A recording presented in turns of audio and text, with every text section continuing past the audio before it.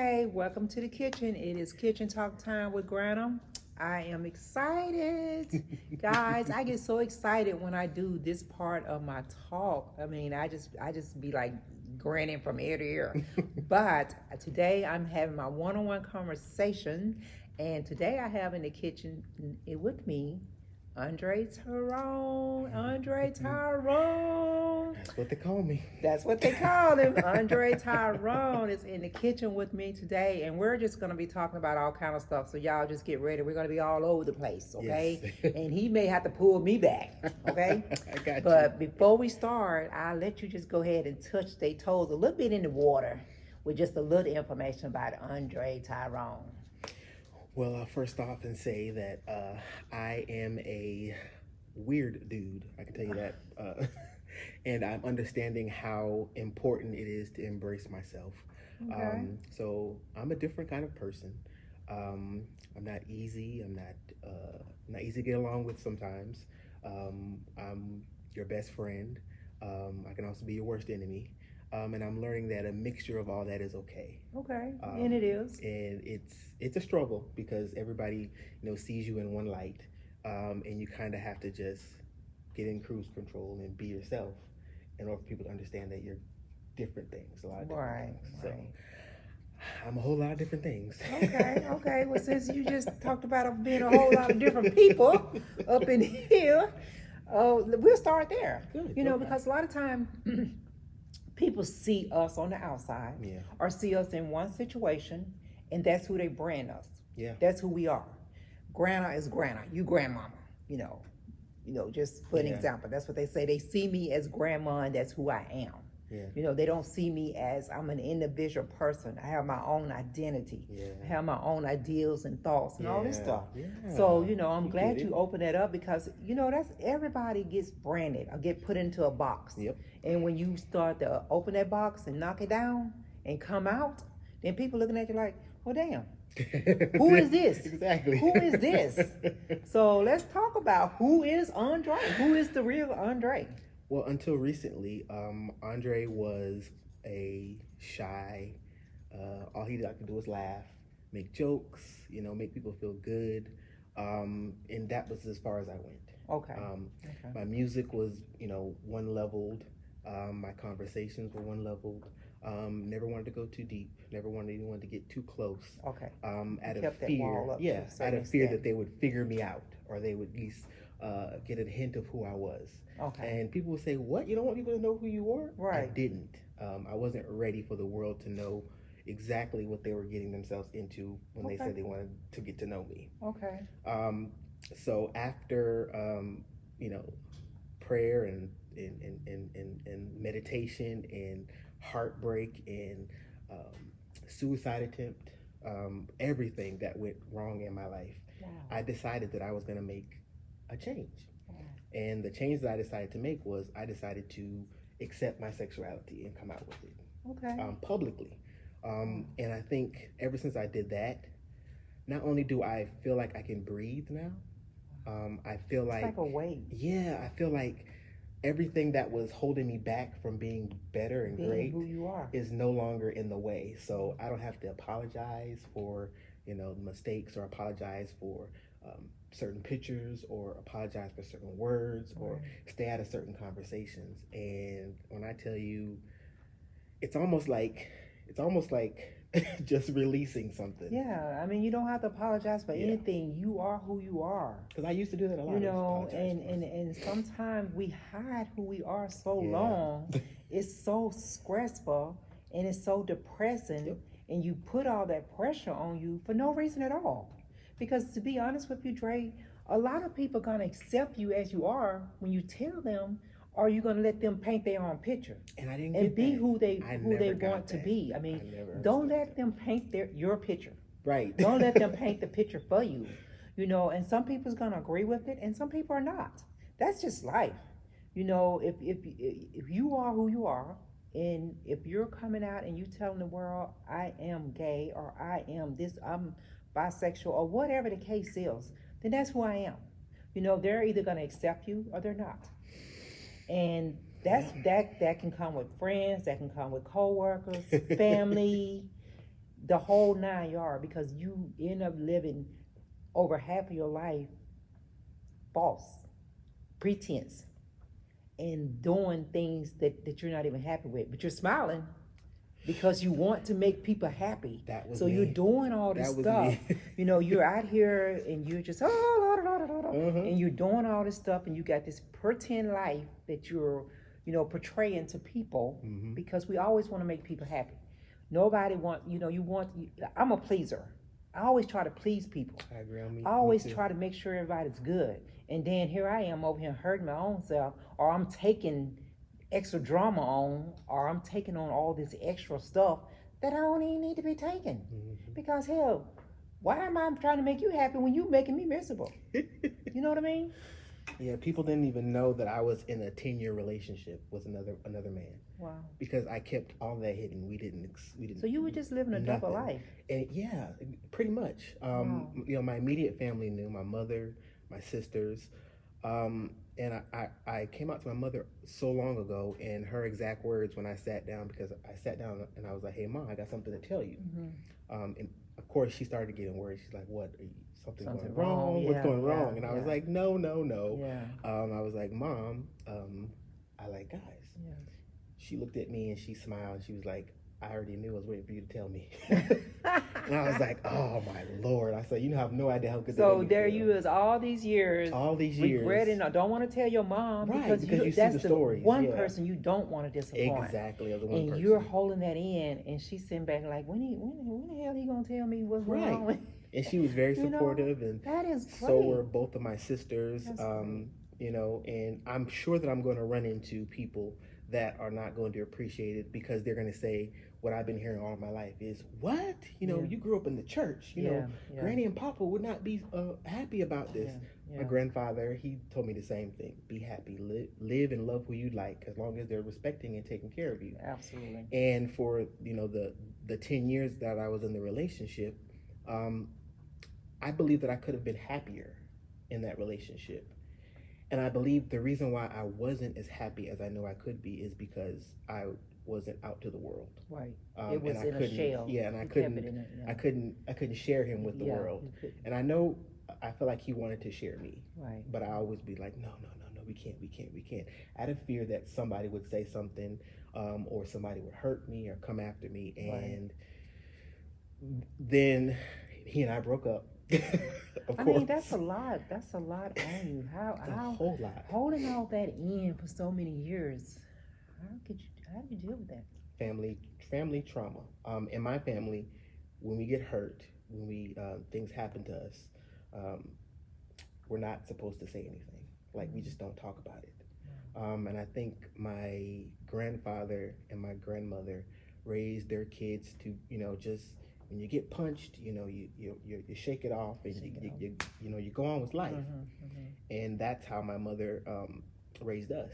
And I didn't realize that until I was laying on the sofa that night when I wanted to die.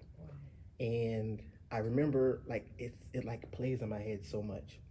I remember it was like the 5th night that I had been crying. I just laid on the sofa crying. The dark, no lights, no TV. And I kept saying to myself, I don't have any napkins.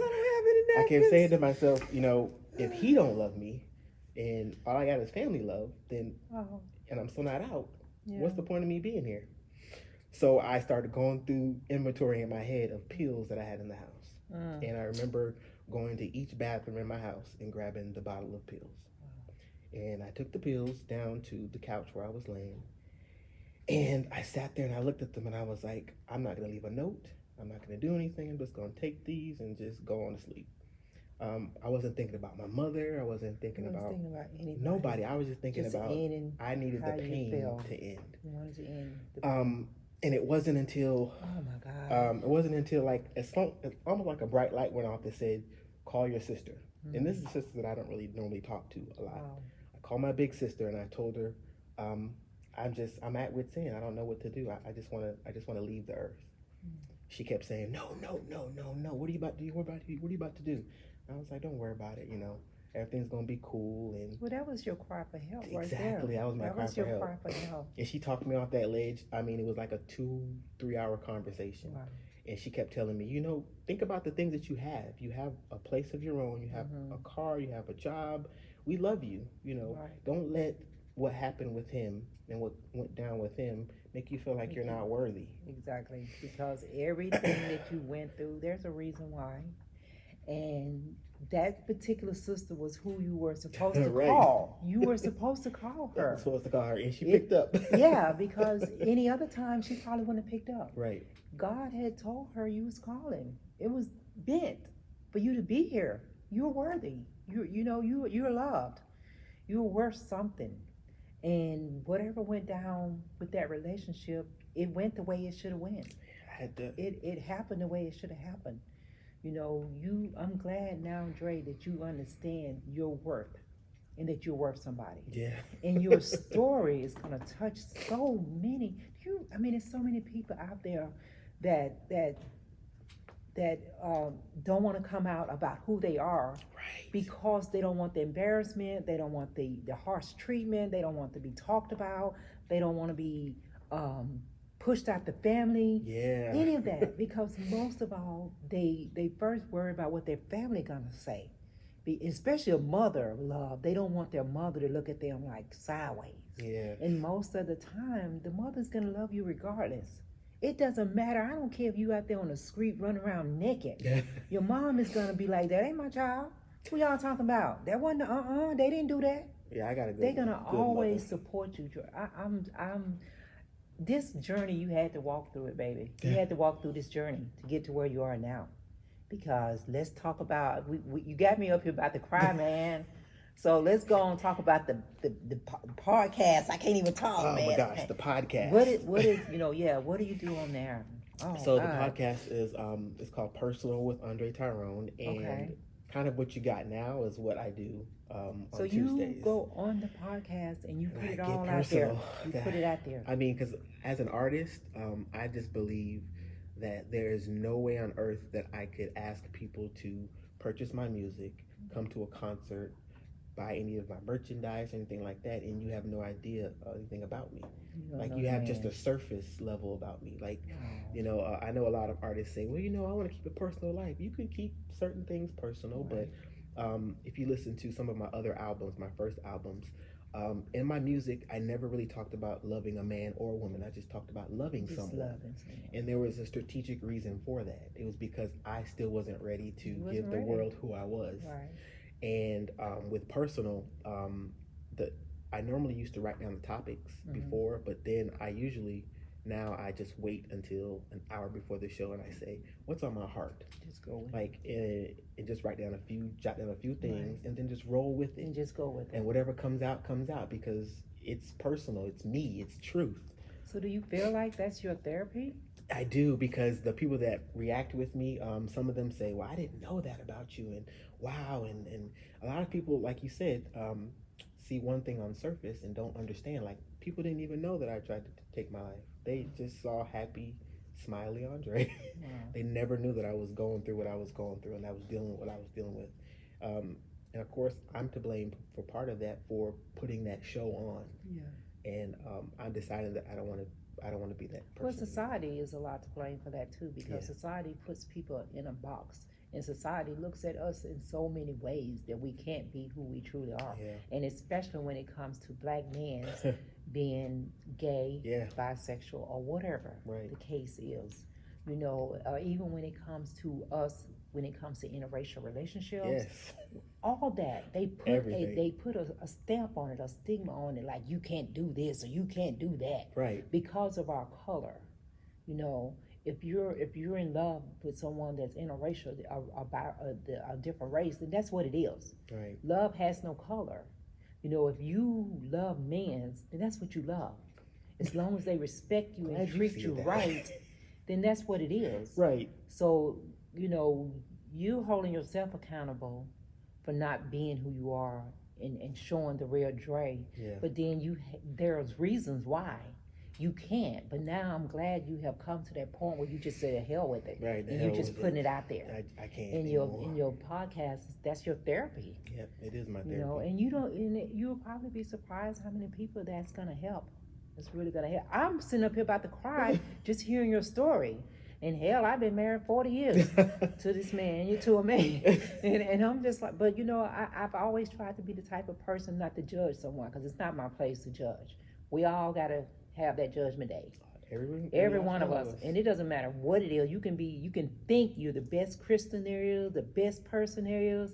All that ain't gonna matter when it comes time for us to really have our judgment. You know, and trying to impress everybody and do all this stuff. None of this is you're not gonna take any of this to whip you to judgment day. None of it. None of it. So you be Andre and you be who you are. And you continue to tell your story, because it's gonna touch somebody. It's gonna help somebody out. So what about the music, man?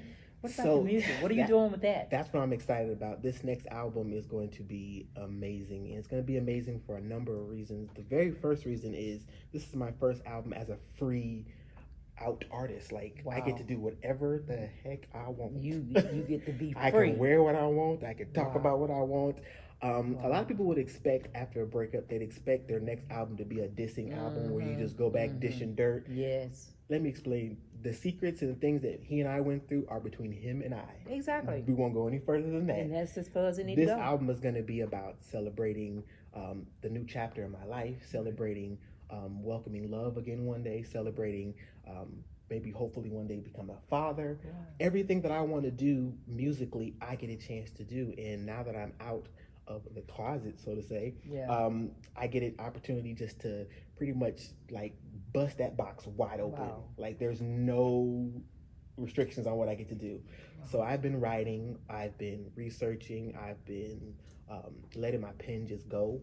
And I can't wait to share with the world what's coming for the next album. I can't wait. I'm gonna have to definitely check that out, because I'm so excited, because you get to be yourself. Yes. And you get to speak your heart and say whatever it is that you want to speak, and not worry about no judgment. Just being Andre. Yes. I'm so excited. Thank you guys. I have been hanging out in the kitchen today with Andre Tyrone. Okay. About to get up out of here. Don't forget to go back, share my video, hit that subscribe button. Everybody, just be kind to people. Everybody you come in contact with, be kind. And I'm going to check you guys out next time around.